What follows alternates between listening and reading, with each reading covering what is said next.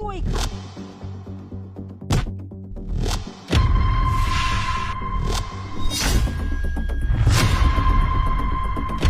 এতগুলো টাকা?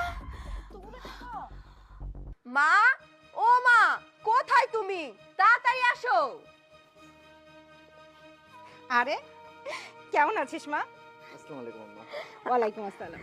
আমি ভালো আছি মা, তুমি কেমন আছো? দেখো তোমার জামাই তোমার জন্য মিষ্টি নিয়ে আসছে। এত মিষ্টি? আমি তো একা মানুষ, এত মিষ্টি খাবে কে? আর জামাই বাবাজি কেমন আছো? এই তো আমি ভালো আছি আম্মা। মা কেমন আছো তুমি? দেখো তোমার জামাই তোমার লিগে পছন্দের মিষ্টি নিয়ে আইছে। নাও ধরো।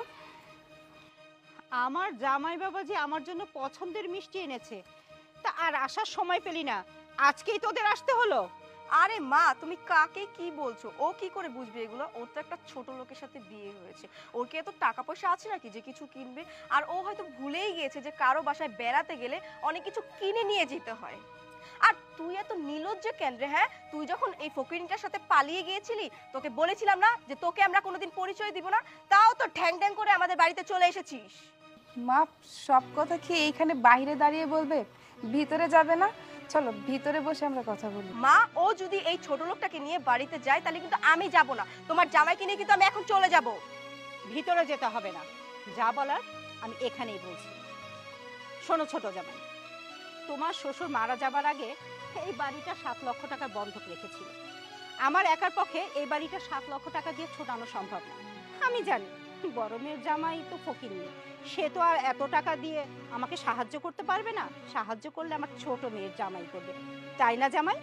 আম্মা আপনি কোনো চিন্তা করবেন না। 7 লাখ টাকা কেন, তার থেকে বেশি টাকা লাগলেও আমি দিতে রাজি আছি। তবে আমার একটা শর্ত আছে আম্মা। কিসের শর্ত?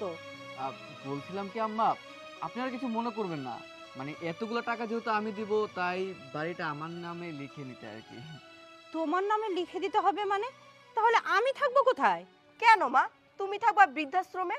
বৃদ্ধাশ্রমে মানে?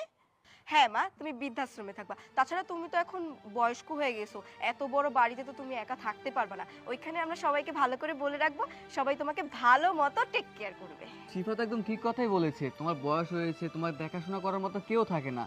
আর বাসায় একা একা থাকো, তোমার মনও ভালো থাকে না। তার থেকে ভালো তুমি বৃদ্ধাশ্রমে থাকো, ওইখানে অনেক ভালো থাকতে পারবে, অনেক আলো বাতাস আছে। আর তাছাড়া সবার সাথে গল্প করবে, মজা করবে। আমরা মাঝে মধ্যে তো তোমাকে দেখতে যাবোই, তাই না? আই চুপ থাক, অনেক বড় হয়ে গেছিস তাই না? ভালো স্বামীর কাছে বিয়ে হয়েছে বিদায় মায়ের কোনো মূল্যই নেই তোর কাছে। মা কেন বৃদ্ধাশ্রমে থাকবে? তুই কি ভুলে গিয়েছিস এই বাড়িটা মায়ের কত শখের ছিল? আমার মা এই বাড়িতেই থাকবে। এই তুই চুপ থাক, এত বেশি কথা বলিস না। পারবি না তো সাহায্য করতে, আবার এখানে আসছে বড় বড় কথা।